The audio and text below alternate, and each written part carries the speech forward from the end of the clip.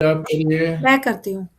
अखण्डमण्डलाकारं व्याप्तं येन चराचरं तत्पदं दर्शितं येन तस्मै श्रीगुरुवे नमः। ध्यानमूलं गुरुमूर्ते पूजामूलं गुरुपदं मन्त्रमूलं गुरुवाक्यं मोक्षमूलं गुरुकृपा। हरि ओम। बहुत अच्छे।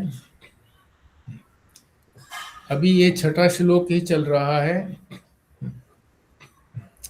छठे श्लोक में मुख्य बात जो बताएंगे कि ईश्वर ही है, और जो लोग ईश्वर को नहीं मानते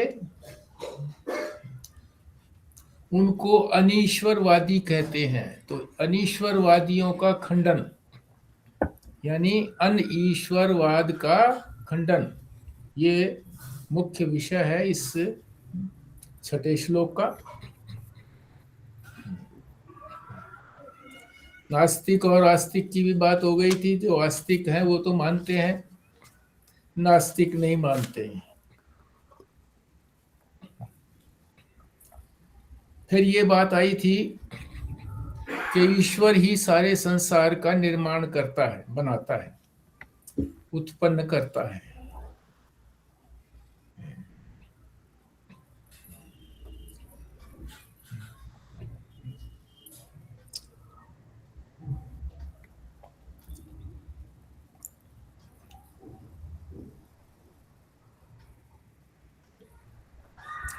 और जो उत्पत्ति वाले हैं उनके नारायण। अंग हैं, उत्पत्ति वालों के जो अंग हैं, वो अंग जो हैं वो टुकड़े नहीं हैं, यानी एक दूसरे से स्वतंत्र नहीं हैं, आपस में जुड़े हुए हैं, एक दूसरे का भला करते हैं, उनको अवयव कहते हैं। और जो टुकड़े हैं उनको, जो आपस में जुड़े होते हैं वो भी, मगर उनको संघात कहते हैं, और वो एक दूसरे का उपकार नहीं करते, एक दूसरे की सहायता नहीं करते। फिर महाराज जी ने बताया कि आजकल के चिकित्सा शास्त्री जो है वो इन अंगों को, जो अवयव हैं, अवयव कहो अंग कहो, जो एक दूसरे की सहायता करते हैं, उपकारक और उपकृत, चिकित्सा शास्त्री आजकल डॉक्टर जो है ना उसको एक एक अंग को स्वतंत्र मानते हैं।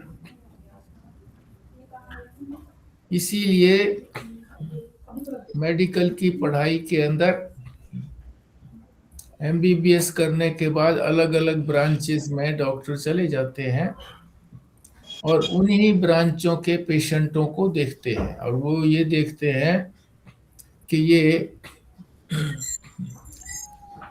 अंग जो है अलग है।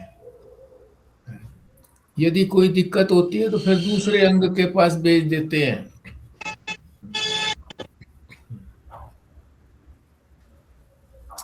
खुराना जी म्यूट कर लिया करो, ज्वाइन करते ही म्यूट करो जी। पहले जो वैद्य होते थे, जो वैद्य हैं अब भी, वो नाड़ी देख करके चिकित्सा करते थे, तो सारे शरीर की चिकित्सा एक साथ होती थी, क्योंकि सारा शरीर अंगों से जुड़ा हुआ है, अवयवों से जुड़ा हुआ है, एक दूसरे के सहायक हैं।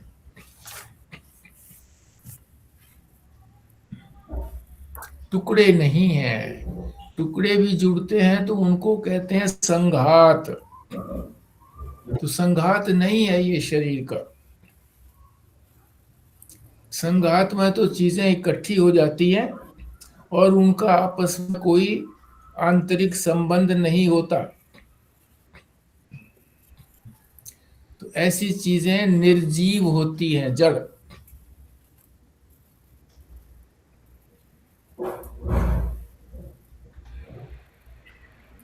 आगे बताया कि ये सारी सृष्टि भी परमाणुओं का एक, वैज्ञानिक समझते हैं कि परमाणुओं का एक समूह है, पर ऐसा नहीं है। ये भी अवयव हैं, परमात्मा के अवयव हैं, और एक दूसरे से जुड़े हुए हैं, एक दूसरे के उपकारक और उपकृत हैं।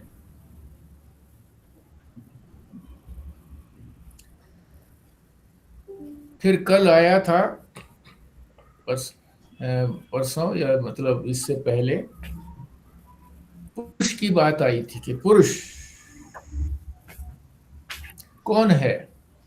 तो उसकी परिभाषा बताई थी, पूर्णत्वात् पुरुषः, जो पूर्ण होता है उसे पुरुष कहते हैं। पूर्ण, पूर्ण का तात्पर्य है अखंड, जिसमें टुकड़े नहीं होते, और वो एक दूसरे के उपकारक होते हैं, अवयव होते हैं, एक दूसरे के उपकारक होते हैं।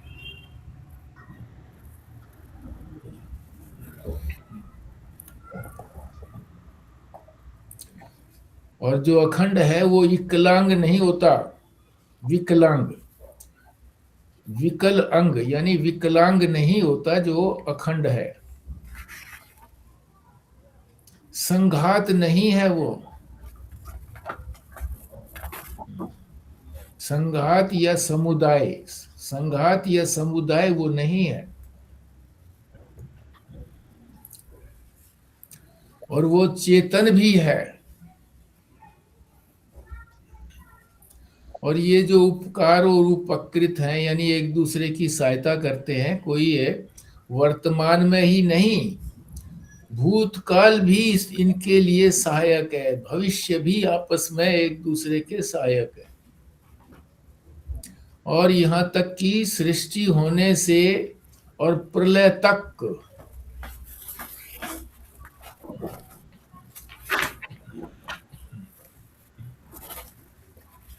सब एक दूसरे के उपकारक है।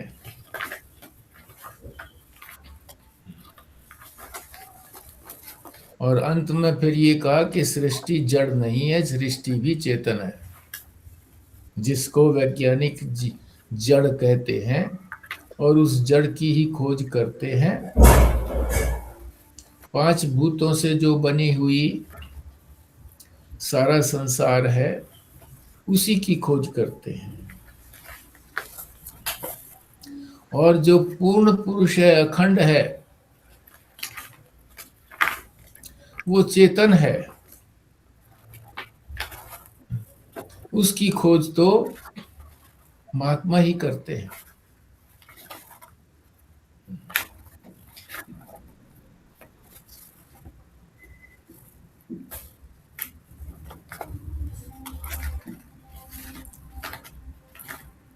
इसी को पूर्णता की दृष्टि कहते हैं, पूर्ण। और वो पूर्णता चेतन में ही संभव है, जड़ में चेतनता, जड़ में चेतनता संभव नहीं है, वो पूर्ण नहीं होता। वो जड़ चीजों का एक संघात है, समुदाय है।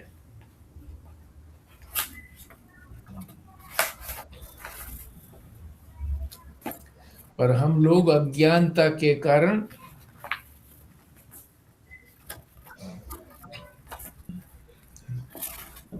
उसको जड़ समझ लेते हैं, उसको टुकड़े समझ लेते हैं। अब शरीर के भी जैसे बताया कि टुकड़े क्यों नहीं हैं, क्योंकि ये आपस में एक दूसरे की सहायता करते हैं।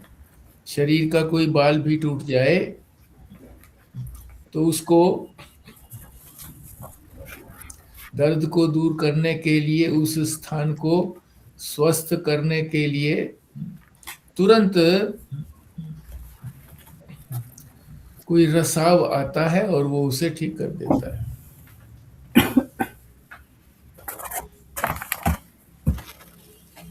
पहाड़ पत्थर आदि को भी जड़ समझते हैं,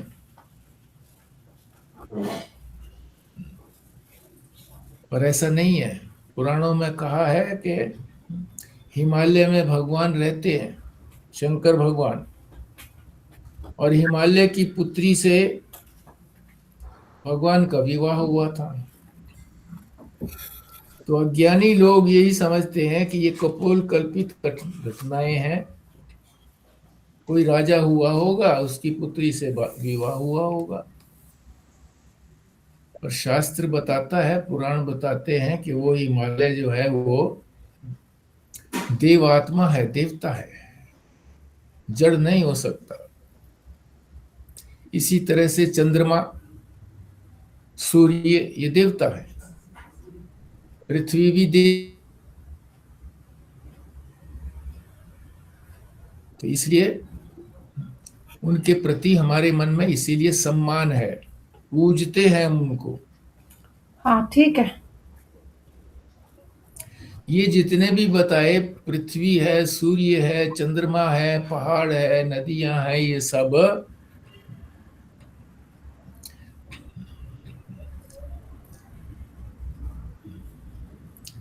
पुरुष के अवयव हैं।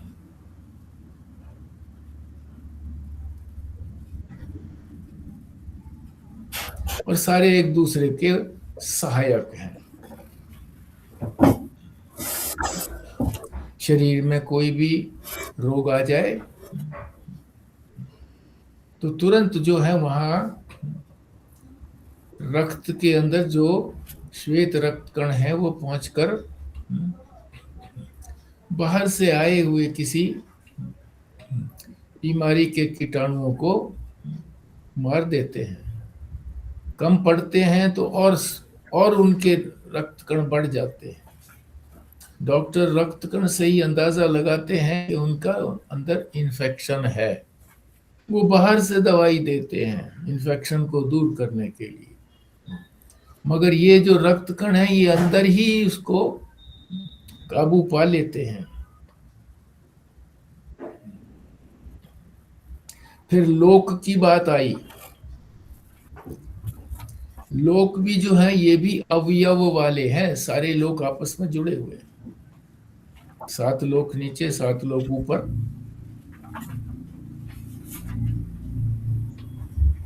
ये भी विषय हैं, दिखने वाले हैं। ये भी सब एक दूसरे से उपकार और उपकार उपकृत हैं। ये भी, इनका भी जन्म होता है।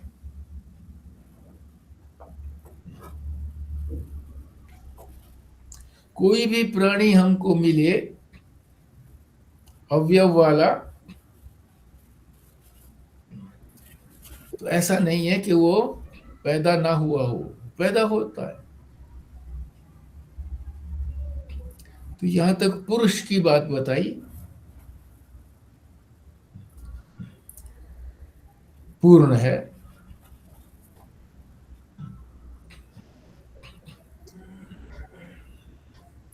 पुरुष की बात इसलिए बताई कि वही तो ईश है, ईश्वर है। वो वही सृष्टि को बनाता है, और बनाता है तो ऐसे अंग होते हैं, उसके अवयव होते हैं, अवयव रूप से बनाता है कि वो आपस में एक दूसरे के उपकृत है,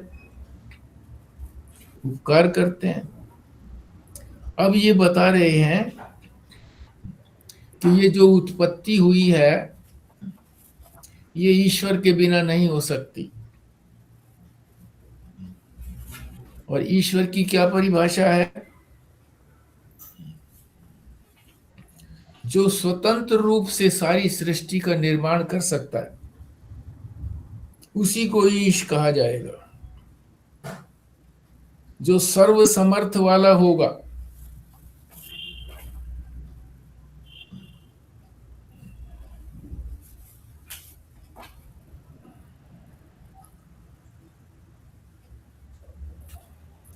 अनईश जो है वो इस सृष्टि को नहीं बना सकता।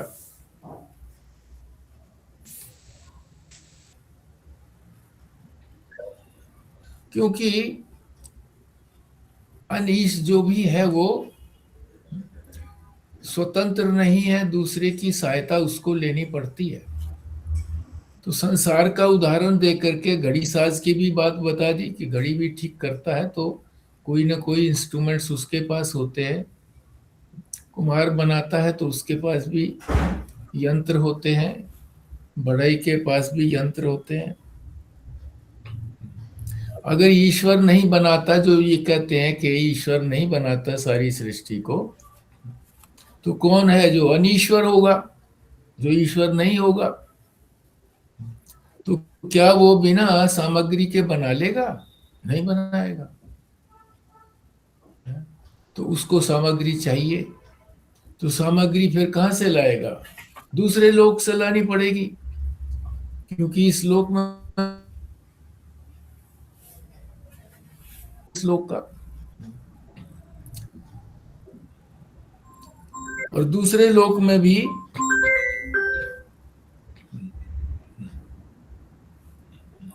उसको भी फिर कोई बनाने वाला होगा। बनाने वाला होगा तो द्वैत हो गया ना, एक ईश्वर वो हो गया। तो इसी तरह से ये जो अनंत ब्रह्मांड है, तो अनंत ईश्वर हो गए। तो शासन तो हमेशा एक का ही होता है। अमेज़न से पार्सल है। अच्छा, समूह शासन नहीं कर सकता।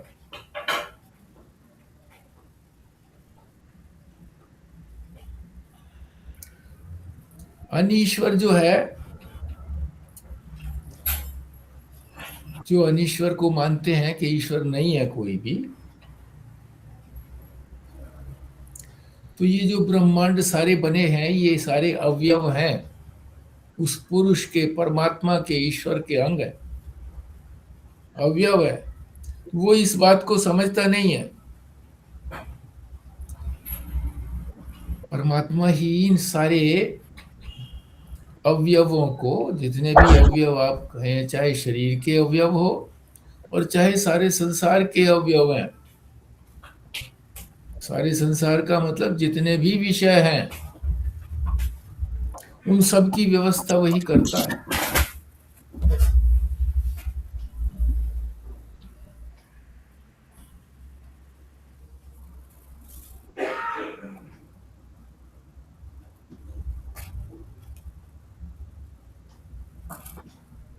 ये जो हमारे पेट में पाचन व्यवस्था है, ये भी परमात्मा ने बनाई है। अपने आप कोई काम नहीं होता।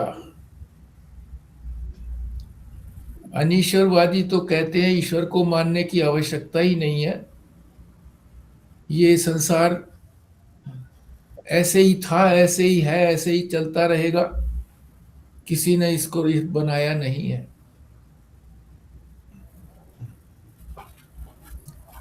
तो इसकी व्यवस्था को देख करके कि किस तरह से व्यवस्थित है सारा संसार, सूर्य समय पर निकलता है, छुपता है, चंद्रमा निकलता है, छुपता है, दिन रात होते हैं, मौसम बदलते हैं, सब चीजें जो हो रही हैं स्वतः नहीं हो सकती। बनाने वाला, इनकी व्यवस्था करने वाला ईश्वर है, वही व्यवस्था करता है। उसकी व्यवस्था के अनुकूल सब कुछ चलता रहता है, उसे कुछ नहीं करना पड़ता, बस व्यवस्थित कर दिया।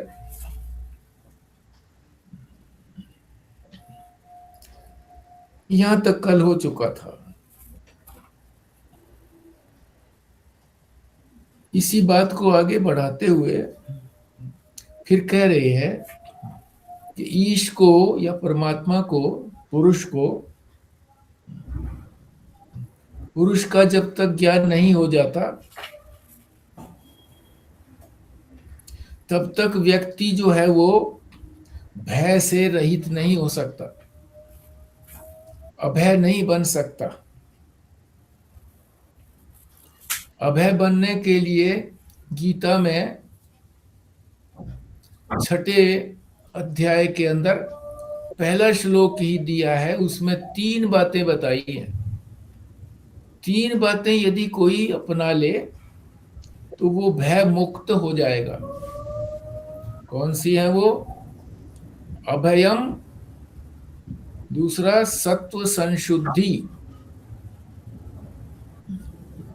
और तीसरा है ज्ञान योग व्यवस्थिति।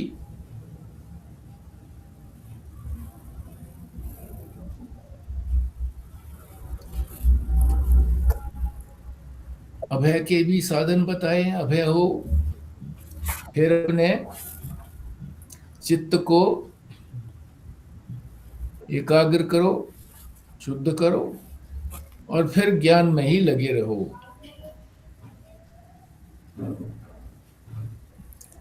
क्योंकि हमें हर समय नित्य निरंतर भय ही लगा रहता है।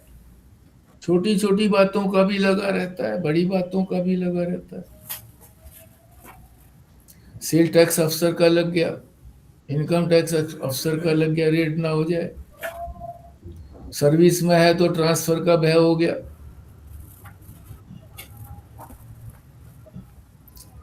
और कई बार गांव के अंदर जब भालू आ जाते हैं, शेर आ जाते हैं, उससे डरते हैं। तो या तो भागते हैं उनसे बचने के लिए, या फिर लड़ते हैं। दोनों अवस्थाओं के अंदर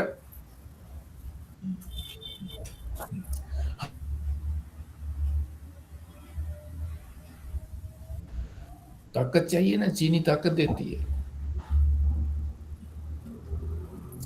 और वो चीनी रिलीज कर देता है, हमारे अंदर जूस पैदा करके रिलीज कर देता है, ताकि वो उस परिस्थिति का सामना कर सके।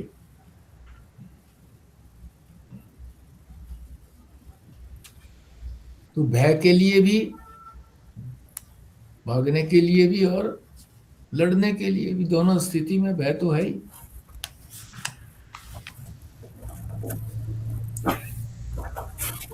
इन सब से क्या पता लगता है, पृष्ठ संख्या 50 पर है,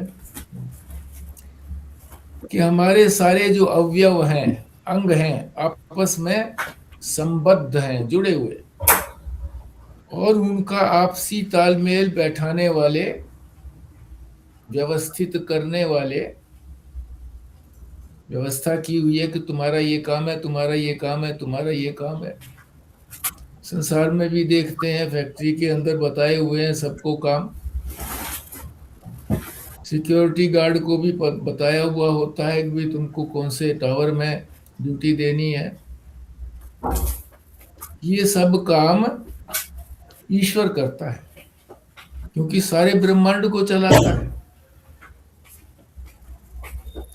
एक सोसाइटी की बात हो तो उसे कोई मनुष्य चला सकता है, व्यवस्था कर सकता है, परंतु सारे ब्रह्मांड को चलाने वाला तो ईश्वर है। वही व्यवस्था करता है, तालमेल बैठाता है।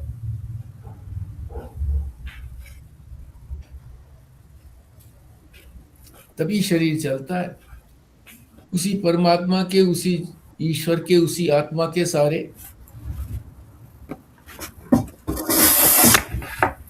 और वो आत्मा सारे ब्रह्मांड में रहती है। पुरुष सारे ब्रह्मांड में रहता है, तभी तो व्यवस्था कर पाता है।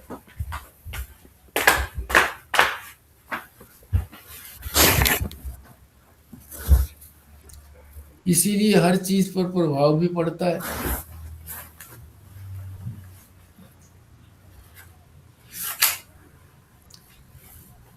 तो जो कारण है उसमें भी रहता है, और जो कार्य है उसमें भी रहता है। कारण का मतलब जैसे बीमार हो गए तो कीटाणु है, बाहर से कीटाणु है, उसमें भी परमात्मा है। और जो उसने अटैक कर दिया, जिस शरीर को प्रभावित कर दिया, उसमें भी परमात्मा है।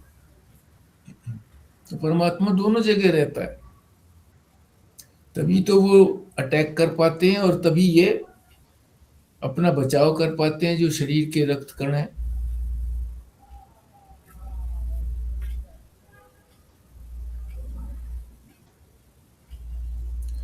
तो संसार जो है ये सारा अवयव वाला है, इसीलिए इसकी सृष्टि ईश कर सकता है, ईश्वर ही कर सकता है, अन्य ईश नहीं कर सकता।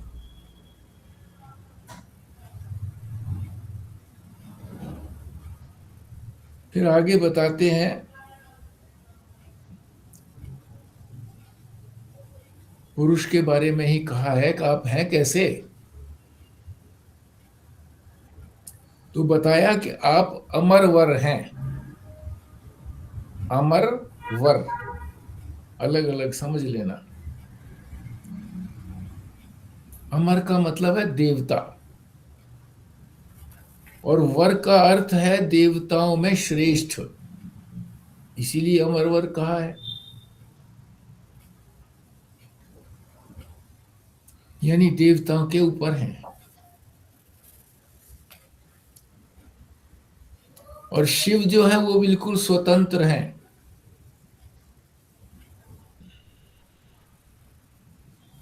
इनका ज्ञान पूरा स्वतंत्र है।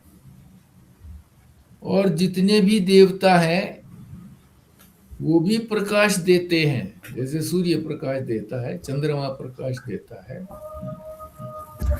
हमारी जितनी भी ज्ञानेंद्रियां हैं, कर्मेंद्रियां हैं, मन बुद्धि चित्त अहंकार है, इन सब के अलग अलग एक एक देवता हैं।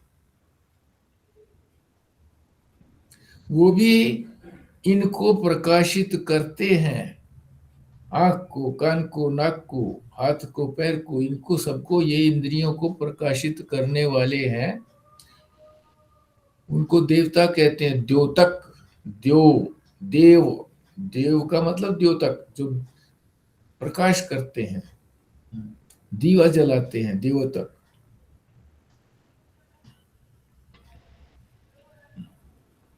और वो पराधीन है, दूसरे के पराधीन है।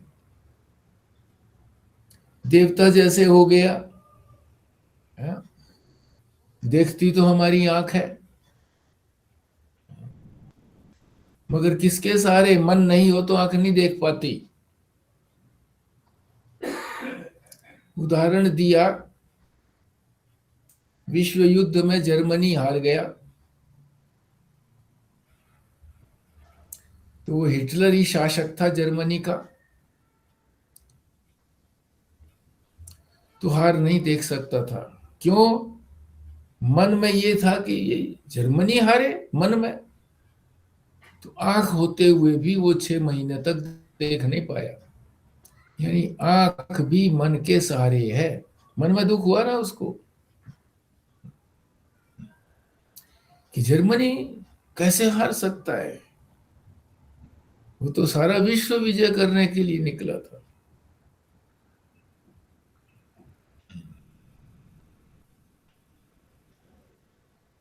मन जो है बुद्धि के अधीन है। बुद्धि जब तक निश्चय नहीं करती है, मन कुछ नहीं कर सकता।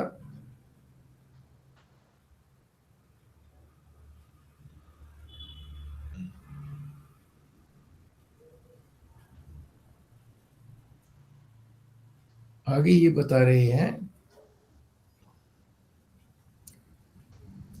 कि ये जो मैं है, मैं, अहंकार वाला मैं, अहंकार वाली जो वृत्ति है वो मैं है, जो चेतन के प्रकाश से के प्रतिबिंब को अपना मान लेता है, उसको कहते हैं मैं या अहंकार। उसी को मैं कहा जाता है। ये भी जन्मता है, मरता है। इस मैं को ये ना समझें कि ये हमेशा रहने वाला है, ये जन्मने मरने वाला है। कैसे? गहरी नींद में रहता ही नहीं है। गहरी नींद में गायब। जगते हैं तो प्रतीत होता है।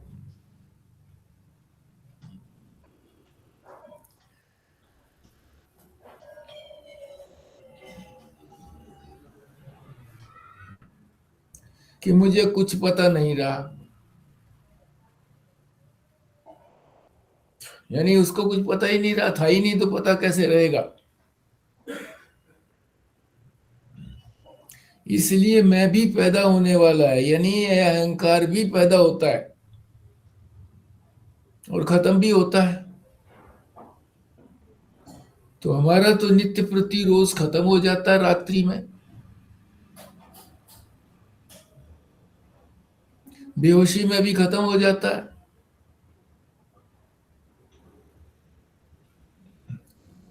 समाधि में भी नहीं रहता। तो हमारा मोक्ष हो जाना चाहिए? नहीं, क्योंकि वो तो तात्कालिक होता है, उस समय के लिए होता है, सदा के लिए नहीं खत्म होता। फिर उठ खड़ा होता है जगने के बाद, बेहोशी हटने के बाद फिर वही मैं का मैं, और मैं के अंदर जो कुछ भी विकार थे सब यूं के यूं। अंतःकरण के अंदर, अंतःकरण ही तो है मैं अंतःकरण का ही तो अंग है, सब यूं के यूं। समाधि में भी उस समय तो ये मैं नहीं रहता, ज्ञान स्वरूप होता है और उस परमात्मा के दर्शन होते हैं, पर वो ज्ञान रूपता से नहीं होते, ज्ञान के द्वारा नहीं होते। इसलिए समाधि से उठने के बाद फिर विक्षेप होता है, संसार के व्यवहार में फिर विक्षेप होता है, फिर संसार सच्चा खड़ा हो जाता है। ज्ञान से अगर वो गया होता मैं, तो ये संसार होता ही नहीं या मिथ्या होता।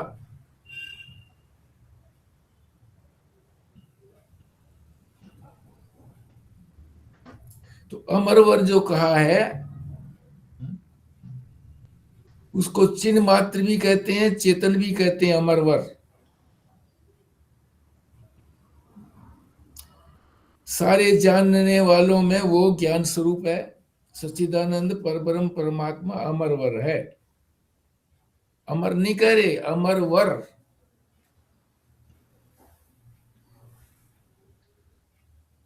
अमर माने तो देवता बताया था, वो तो इसके अधीन है, वो तो स्वतंत्र नहीं है, वो तो परतंत्र है। आप जो शिव हैं वो अमरवर है, यानी देवताओं में श्रेष्ठ हैं, यानी भगवान शंकर हैं।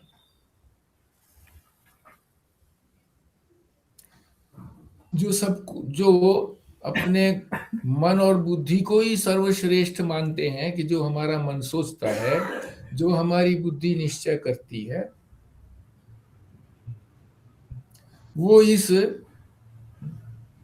वो अमर को ही नहीं समझ पाते, देवताओं को नहीं समझ पाते। वो कहते हैं देवता ही कहाँ हो गए, हमारी आंख देखती है, कान सुनते हैं, हाथ काम करते हैं, देवता कहाँ हुए? देवता होते तो दिखते, ये तो दिख रहे हैं हमको अपने अंग। तो देवता को ही नहीं मानते, यानी अमर को ही नहीं मानते।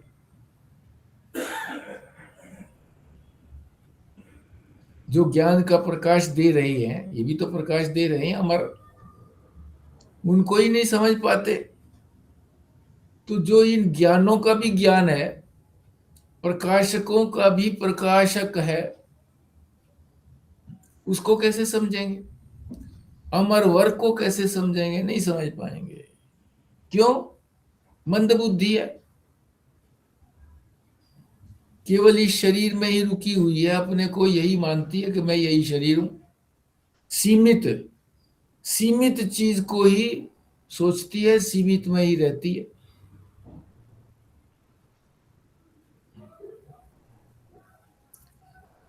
और क्यों? क्योंकि शॉर्ट साइटेड है, दूर दृष्टि वाली नहीं है बुद्धि, नजदीक की चीजों को ही देख सकती है। बुद्धि यदि उत्तम होती है तो वो आगे पीछे, दाएं बाएं, ऊपर नीचे सब चीजों को ग्रहण करती है, केवल जो उसके सामने होता है उसी को नहीं, सब तरफ से ज्ञान करती है।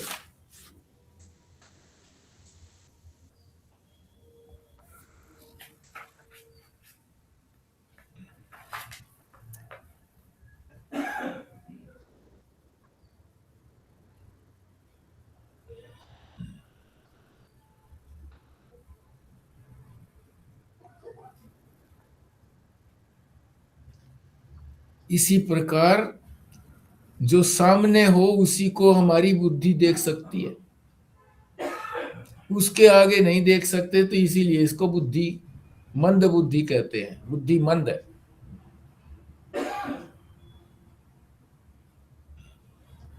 लोगों की मंदता क्या है, इसको भी व्यवहार के अंदर समझ लें। मंदता, व्यवहार में भी मंदता है क्या? अपनी जो रोज की आवश्यकता है उतना ही ये समझते हैं बस। जीवन का लक्ष्य क्या है, किस लिए ये शरीर दिया गया? अपने आप को पहचानने के लिए। जिसने इसको बनाया है वो कौन है? जो अद्वितीय है,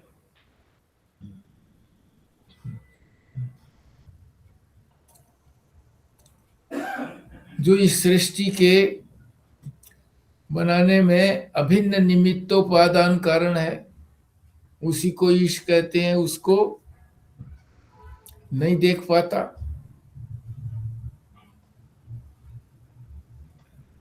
रोज की आवश्यकताओं को देखते हैं।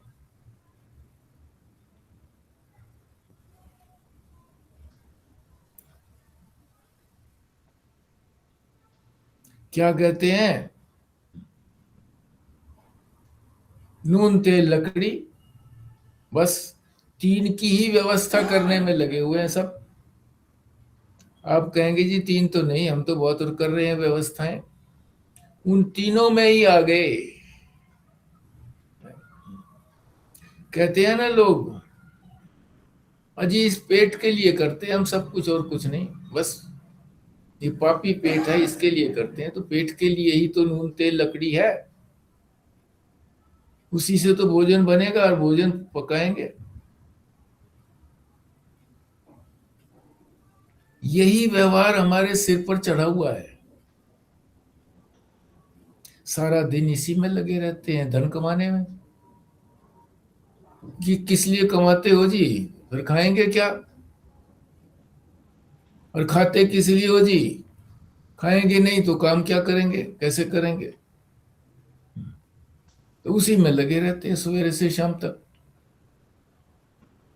लक्ष्य की तरफ दृष्टि ही नहीं जाती।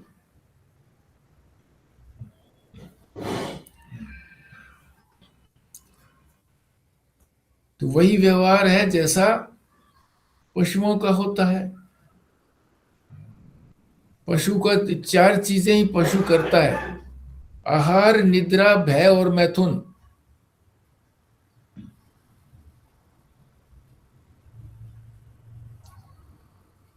तो जो शॉर्ट साइटेड है, दूर की नहीं देख पाता, लक्ष्य को नहीं देख पाता, तो वो भी ये चार ही चीजें रखते हैं। मनुष्य भी आहार खाते हैं, निद्रा सोते हैं, भय डर लगता है तो भागते हैं या उससे लड़ते हैं।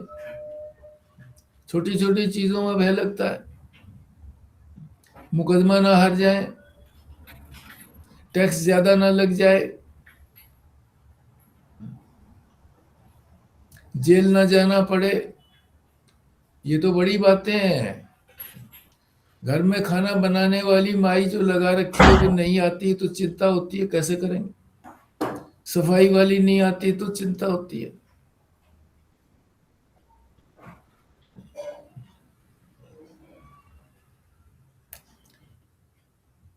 तो आहार, निद्रा, भय और मैथुन। संतान उत्पत्ति करना, भय, ये मैथुन में आ गया। यही तो काम करते हैं और क्या करते हैं। फिर इनके पालन पोषण में लगे रहते हैं। इनको सेट करना है जी, मुझे तो कुछ नहीं है। मैं चाहे अपसेट पड़ा हूं, इनके सेट करने में खुद अपसेट हो जाते हैं। ये नहीं पता सेट कर लो या अपसेट रहो। ये संसार है ही मायावी। जैसे हमारी स्वप्न में कल्पना होती है, ये अविद्या से होती है कि हम हर चीज बना लेते हैं वहां पर वो वास्तव में होती नहीं है। पता कब लगता है? जब जगते हैं। इसी तरह से जब तक जगते नहीं है तब तक वो सच्चा लगता है। इसी तरह से इस संसार के अंदर हमको ये सारा संसार सच्चा लगता है ये मायावी है नहीं। ये ईश्वर का संकल्प है, ईश्वर की माया है, ईश्वर का की कल्पना है। इसलिए इसकी प्राप्ति हो या ना प्राप्त हो, अधिक प्राप्त हो या कम प्राप्त हो, कोई महत्व नहीं है।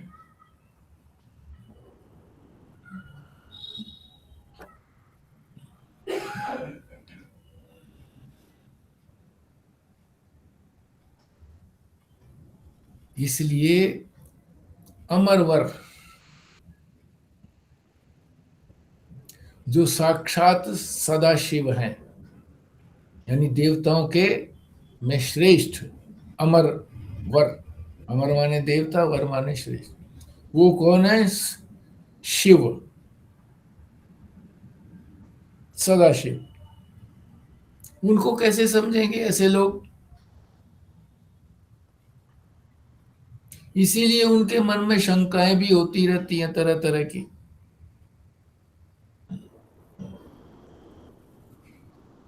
कि ये संसार बना ही नहीं है, ये ऐसे चल रहा है, ऐसे ही चलता रहेगा। और अगर बनाया है तो अनेक शंकाएं, कहाँ बैठ करके बनाया, कौन से शरीर में थे तब बनाया, कौन सी सामग्री इस्तेमाल की, हाँ जी, क्या उपाय लिए, यंत्र लिए, ये शंकाएं आती हैं। उन्हीं सारी शंकाओं को दूर करने के लिए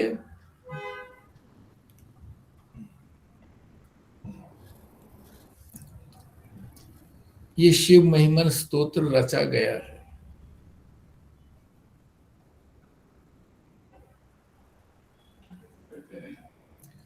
अब आगे कहते हैं कि भी उस अमरवर को समझने के साधन कौन से हैं।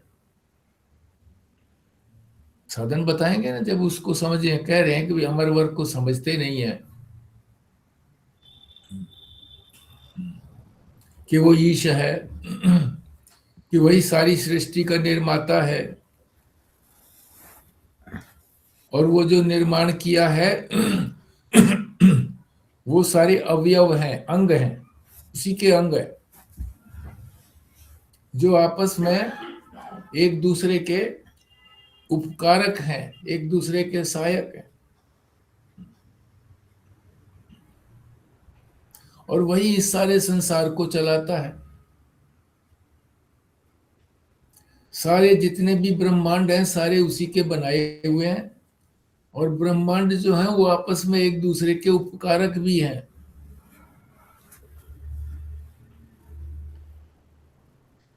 पृथ्वी, जल, तेज, वायु और आकाश को भी ले लो।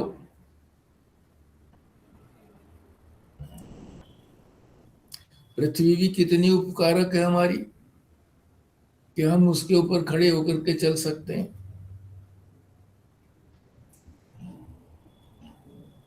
जल भी कितना उपकारक है, जल ही जीवन है। तेज यानी गर्मी, ठंडा हो जाए शरीर तो गए, शव हो गए, शिव से शव हो गए। वायु सांस नहीं आ सकता वायु ना हो तो। वायु ही पॉल्यूशन को कम करती है। तो ये पर्यावरण को देखते हैं, ये कहते हैं कि हवा चली तो पॉल्यूशन कम हो जाता है। जहां कमी होती है वहां चली जाती है वायु, जहां हवा का दबाव कम होता है वहां चली जाती है। क्यों? एक दूसरे के सहायक हैं। और आकाश जो है वो सबको जगह दिए हुए है, खाली स्थान।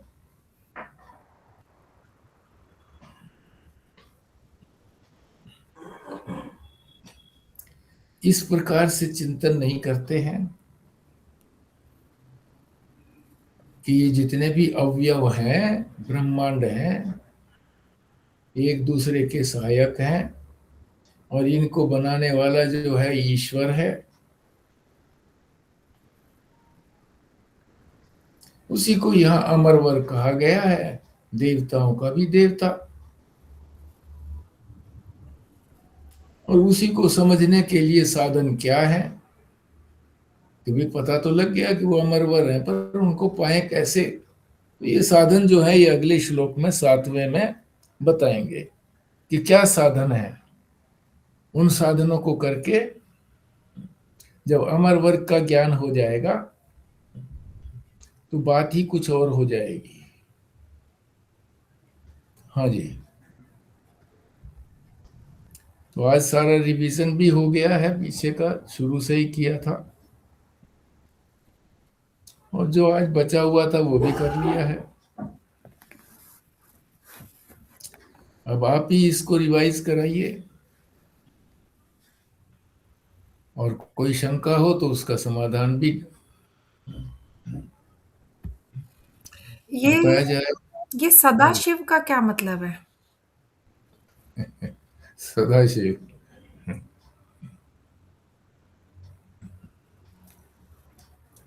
देखो उसका मुझे ये तो ध्यान नहीं है। बाकी ये मतलब हमें हमेशा से ही शिव है तो ये हो गया सदाशिव। बाकी देख लेना ये सदाशिव का क्या अर्थ है। हाँ, मेरे को लगता है जैसे सदा वर्ड इसलिए लगाया है क्योंकि वो हमेशा रहते हैं, नित्य रहते हैं। हाँ कल भी हाँ, थे, ये तो आज भी हैं और आगे भी रहेंगे, तो इसलिए उनको सदा हाँ बोल दिया। और शिव तो है ही कल्याणकारी, हाँ तो यही समझ आया कि सदाशिव का मतलब जो हमेशा रहें और जो कल्याणकारी हाँ हैं। और हाँ, जैसे आपने हमेशा सदा शिव जो सदा ही कल्याण करते हैं, हाँ जी। सदा हर समय हर पल मनुष्य का कल्याण ही करते हैं। ठीक है। और जब वो शिव जो है शव बन जाएगा तो फिर वो हम्म अकल्याणकारी हो जाएगा। हम्म। शिव देखो शब्द तो नहीं बनता है। शब्द तो जब तक हम इस शरीर को अपना मानते हैं तो इसका शव बनने की संभावना होती है कि हमने इस शरीर में रहते हुए अगर उस शिव को नहीं पहचाना तो हमारा अंत क्या होगा? शव बनेगा। तो शिव शव नहीं है, इसलिए कह दिया कि अब वो जो जो शिव था बनने की, जिसमें संभावना थी, अभी भी वो शिव है ही, पर हम उसको शिव को पहचानते नहीं हैं। इसलिए नहीं पहचानने से हम शव ही हो जाएंगे, मर जाएंगे, और क्या। पहचानने के लिए ही ये जन्म दिया था कि अपने अंदर जो शिव तत्व है उसको पहचानो। वो नहीं पहचाना, उसी के लिए ये शरीर दिया था, तो ये शरीर सारा शव हो जाता है। शरीर का मतलब स्थूल शरीर भी और सूक्ष्म शरीर भी निकल जाता है वहां से, सूक्ष्म शरीर। हाँ जी।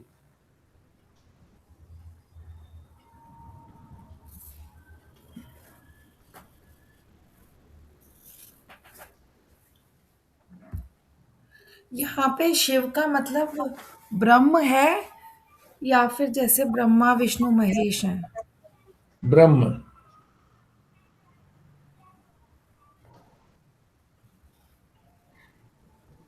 जो दूसरा कहते हैं ना शिव, शिव कहो, शिव जी कहो, वो देवता है। ब्रह्मा विष्णु महेश कहो या शिव जी कहो या शिव कहो, वो देवता है।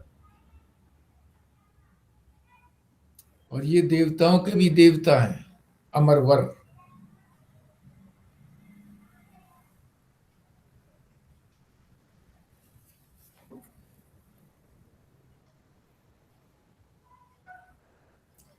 टेक्स्ट को भी समझें जो बात बताई जा रही है, और जो हमारे में कठिनाई आती है, क्यों नहीं कर पाते हम,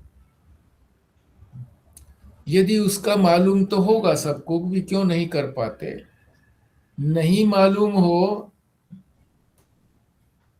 तो उस मालूम करना चाहिए कि क्यों नहीं हो पाता।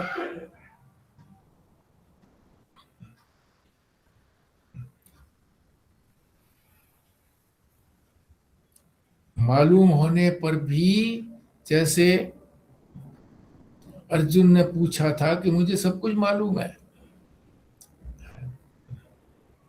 पर मैं कर नहीं पाता,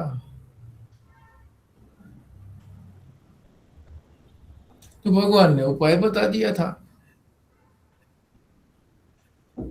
तो आप लोग भी इसी प्रकार से जब इस लिंक पर जुड़े हुए हैं तो इसी प्रकार का चिंतन भी रहना चाहिए कि ये नहीं हो पाता, ये नहीं कर पाते, सिंपल सी सिंपल चीजें हैं वो नहीं कर पाते जी। अब बताएं अपने आप को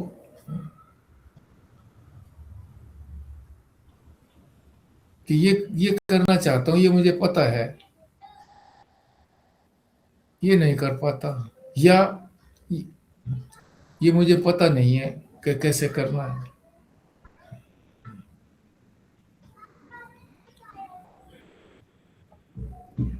तो ये देखो इतने दिन ये आपसे सुन के और पढ़ के ये तो पता लग गया कि क्या करना चाहिए और असली तत्व क्या है ये भी पता लग गया, पर कर नहीं पाते ये भी एक सच्चाई है। तो जब कभी मैं सोचती हूँ इस बारे में तो मुझे तो यही लगता है कि हम इसलिए नहीं कर पाते क्योंकि अभी भी हमें पता है कि संसार सच्चा नहीं है, पर फिर भी हम संसार के व्यवहार में लगे रहते हैं क्योंकि हमें ये पूर्ण विश्वास नहीं है कि संसार सच्चा नहीं है। हमें लगता है तो सच्चा, जितने दिन है उतने दिन तो सच्चा है ये। ऐसे बहुत बार ख्याल भी आता है कि हो सकता है और 10-20 साल बाद तो ये सच्चा नहीं रहेगा, हमारे लिए कोई वैल्यू नहीं रहेगी। पर फिर लगता है कि अभी तो मगर सच्चा है। तो शायद लगता है कि श्रद्धा की कमी है, इस वजह से हम नहीं समझ पाते। बिल्कुल, शास्त्र में श्रद्धा की कमी से हम इसको अपना नहीं पाते। पूज्य बुद्धि नहीं है, पूज्य बुद्धि। और संसार में महत्व बुद्धि ज्यादा है, हमारी लगन कम है, संसार में महत्व बुद्धि ज्यादा है। ये तो हम देख रहे हैं, दुनिया जा रही है, हमको भी जाना है, हम कहाँ से अमर हो गए जब दुनिया हमारे सामने जा रही है। ठीक बात है। श्रद्धा की कमी है और तत्परता कि मान लो पता लग गया तो उसी समय से शुरू कर दें।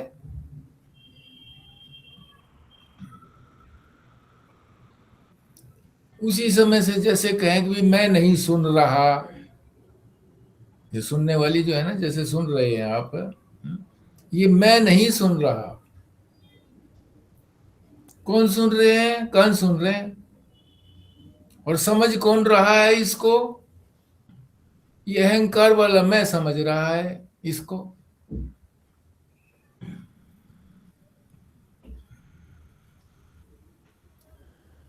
श्रवण काल मनन, सुनते हुए भी मनन हो जाता है। जब कोई बात बताते हैं तो और चीजें उदाहरण में अपने आप आ जाती हैं।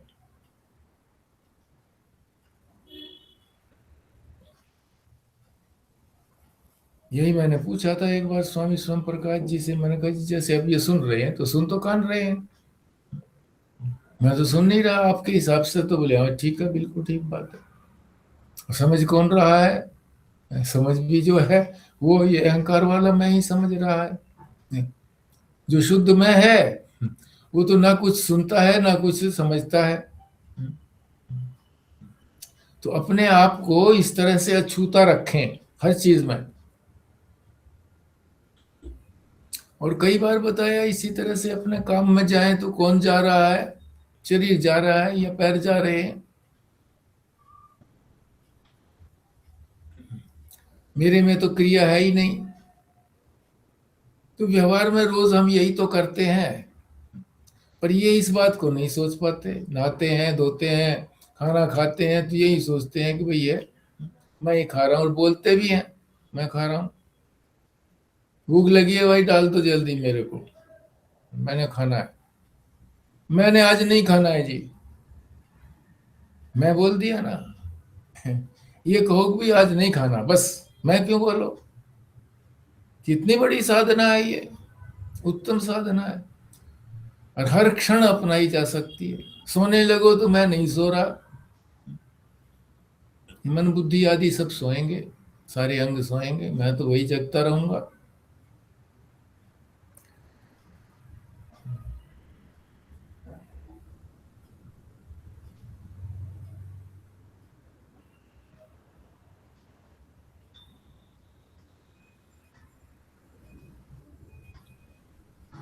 जो संसार का व्यवहार वो इतना हावी हो गया है कि पूछो मत। दूसरी चीज सोचने ही नहीं देता।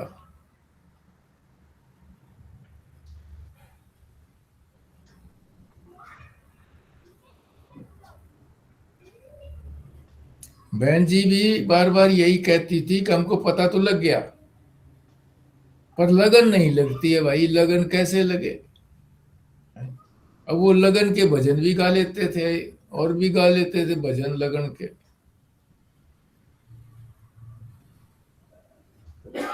पर पूज्य बुद्धि नहीं है जी। सच बोलना जी है जी, वो तो अच्छा है, इनकार नहीं करते। पर जब कोई बड़ी बात आ जाती है तो झूठ बोल देते हैं कि नुकसान हो जाएगा सच बोल देंगे तो। मगर छोटी छोटी बातों में तो बोल ही सकते हैं, सच बोल सकते हैं। किसी ने कोई बात पूछी, सच बोल दो। यूं सोचते हैं नहीं थोड़ा सा इसमें छुपाव रखेंगे, ये ठीक नहीं है, इनको ये बताना ठीक नहीं है। नहीं ठीक है तो मत बोलो मत, झूठ तो मत बोलो, बोलो मत, मौन रहो। मौन की भी बहुत बड़ी साधना बताई है, घंटा भर मौन रहो। मौन रहने का यही मतलब है कि उस मौन में ना कानों से सुनो, ना मन से, ना आंखों से देखो।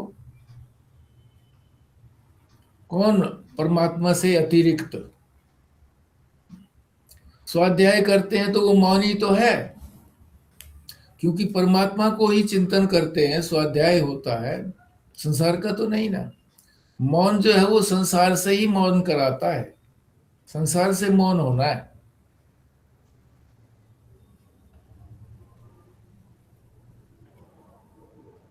तो इस प्रकार से भी रख सकते हैं, घंटा हमने मौन रहना है जी, मैंने बोलना ही नहीं है।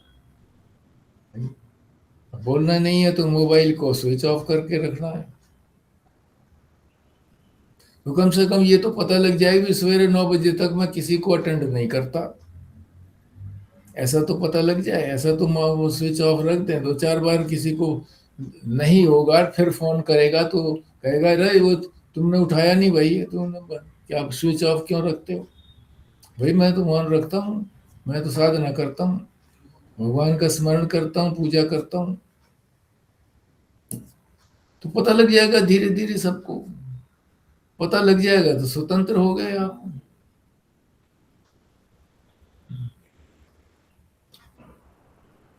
ठीक है जी, फिर कृष्णा जी करिए आप पूर्णाहुति।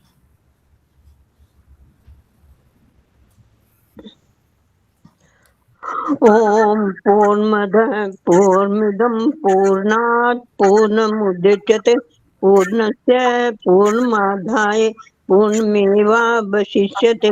ओम शांति शांति शांति। ओम नारायण नारायण नारायण नारायण नारायण। नारायण।